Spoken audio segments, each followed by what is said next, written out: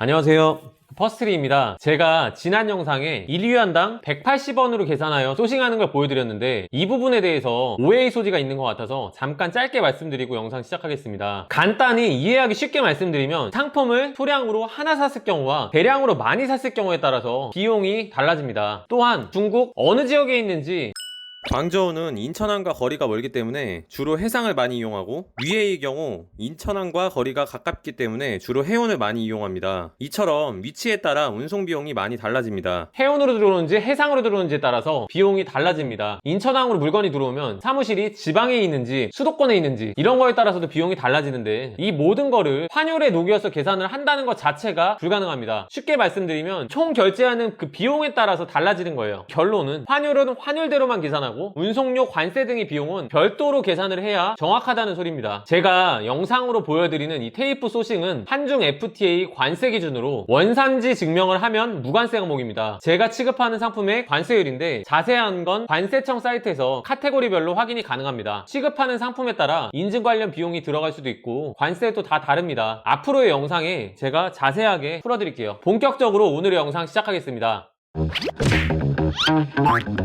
제 영상을 보고 이 쇼핑몰을 시작하신 분들이 점점 많아지고 있습니다. 제가 여러분들에게 조금이나마 도움을 드리고자 하는데 어떻게 하면 도움을 드릴 수 있을지 정말 다방면으로 고민을 해봤습니다. 여러분, 이런 방법은 어떠실까요? 쇼핑몰을 운영하시면서 꼭 필요한 게 이 택배 박스나 포장 테이프 같은 부자재잖아요. 이런 부자재를 제 구독자분들에게 싸게 공급할 수 있다면 좋지 않을까요? 그래서 부자재를 저를 통해서 구매를 한다면 좀 더 싸게 살 수 있는 이런 혜택을 줄 수 있도록 제휴 업체를 모집하는 영상을 올렸었습니다. 제가 아직 학고 유튜버라 그런지 제휴가 전혀 들어오질 않습니다. 언제까지 제휴 들어오길 기다릴 수만은 없을 것 같고, 여러분 저 성격 급한 거 아시죠? 어차피 제조 영상 찍고 있는데 이참에 제가 중국에서 포장 부자재를 싸게 소싱을 해서 여러분들에게 공급하도록 하겠습니다.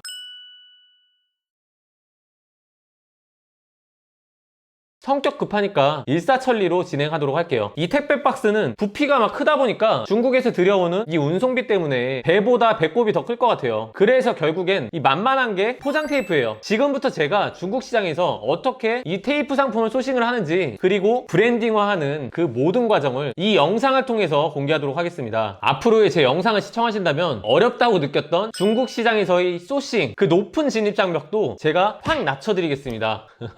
오늘 영상의 순서를 먼저 말씀드릴게요. 첫째로 판매할 상품의 시장성을 파악할 거예요. 이 국내 시장에서 하루에 총 판매되는 총 수요량을 알아야 중국 공장과의 협상에서 유리한 조건으로 물건을 받을 수 있습니다. 둘째로 중국의 어떤 사이트를 통해서 소싱할 건지 알아볼 거예요. 저는 포장 테이프를 예를 들어서 설명드릴 건데 여기서 나는 뭘 팔아야 할지 아직도 모르시겠거나 하시는 분들 있죠. 그래서 이 퍼스트리가 소싱하는 방법을 아주 쉽고 자세하게 풀어보도록 하겠습니다. 우선 제가 소싱한 이 테이프 시장에 하루 총 판매되는 국내 1일 총 수요량을 먼저 파악해야 됩니다. 그래야 앞으로 얼마만큼의 재고를 보유하고 사입하는 데 있어서 얼마만큼의 총 비용이 들어갈지와 공장과의 협상에서 우위에 있을 수 있기 때문이에요. 이 박스 테이프의 하루 수요량이 과연 얼마나 될까요? 우선 이 테이프의 하루 수요량은 이 어플을 통하여 대략적으로 파악이 가능합니다. 제가 늘 말씀드리지만 데이터 값에 너무 의존하지는 말고 참고만 해주세요. 근데 사실 이거 해보니까 진짜 얼추 비슷한 게 의존을 안 할 수가 없겠네요. 저는 늘 제 촉과 감으로 시장 조사를 했었는데 초보자분들이 이 어플을 통해서 시장 조사를 한다면 정말 편리할 것 같습니다. 한번 사용을 해보도록 하겠습니다. 어플을 켜고 박스 테이프를 검색해봤어요. 그 중에 상단에 검색되는 걸 클릭해볼게요. 상품을 클릭하고 들어가면 예측 판매량이 나옵니다. 일간 판매량이 43건이죠. 대략 하루에 40건에서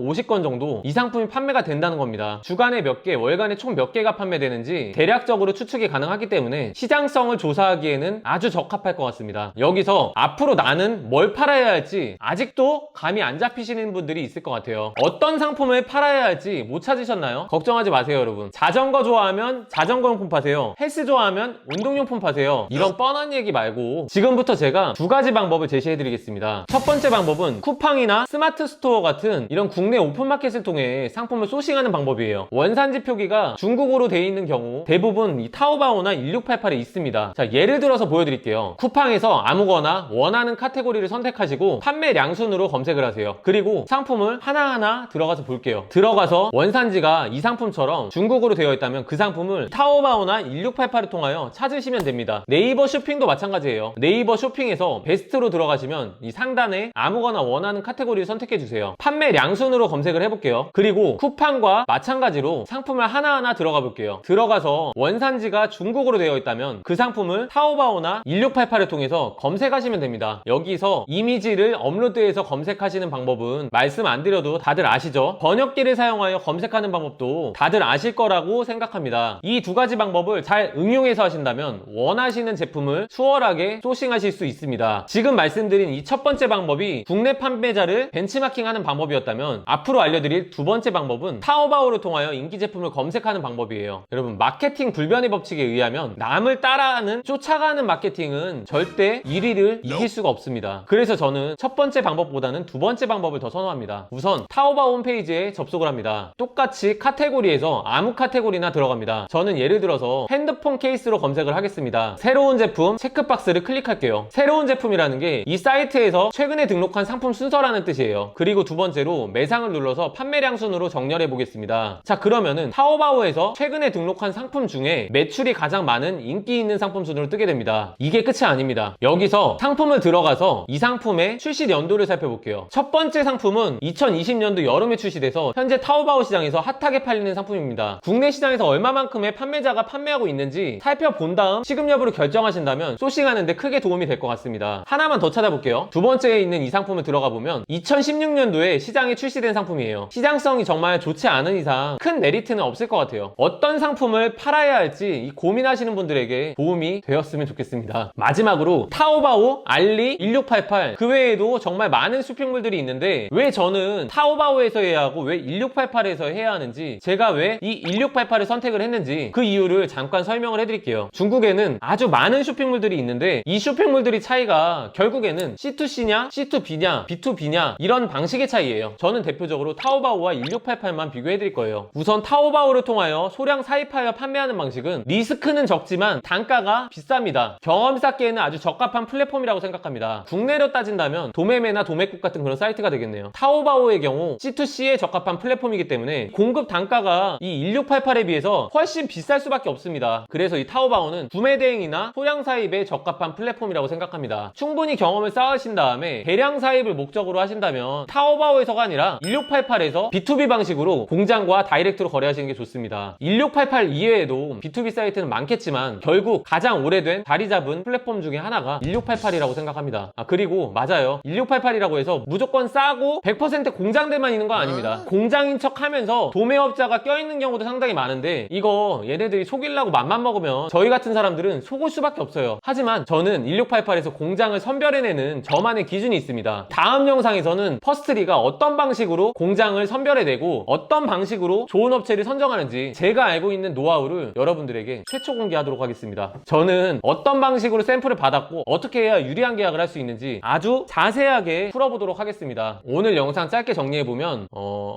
오늘 영상은 다중회에서 사실 짧게 정리하기가 어렵네요. 중간중간에 판매량 확인하는 어플과 소싱하는 꿀팁도 다 중요하겠지만 여러분 이런 거 다 필요 없습니다. 이거 하나만 확실하면 도움이 되실 것 같습니다. 우리들의 최종 목적지는 결국 내 상품 내가 만들어서 판매하는 이 독창성 있는 경쟁력을 갖춰야 합니다. 앞으로의 제 영상 많은 기대 부탁드리고 구독과 좋아요가 영상을 만드는 큰 힘이 됩니다. 여러분, 우리는 경쟁력을 갖춰야 합니다. 온라인 쇼핑몰을 하고 계신 판매자분들은 다들 공감하실 거라고 생각돼요. 브랜딩화된 상품을 판매하는 첫 번째 경쟁력은 택배비에 있습니다. 최근에 제가 커뮤니티와 카페를 통해 택배비를 낮춰드린다는 글을 올린 적이 있는데 여러분들에게 택배비 단돈 몇백 원이라도 낮춰드리고자 하는 마음이었는데 제대로 전달이 안 된 것 같다는 생각이 듭니다. 도움을 드리고자 하는 제 마음이 여러분들에게 꼭 전달되었으면 좋겠습니다. 두 번째 경쟁력은 독창성입니다. 나만의 상품을 만들어서 팔아야 합니다. 앞으로 제가 알고 있는 노하우를 유튜브 영상을 통하여 모두 공개할 예정이오니 많은 기대 부탁드립니다. 오늘의 영상 진짜 마치겠습니다. 감사합니다.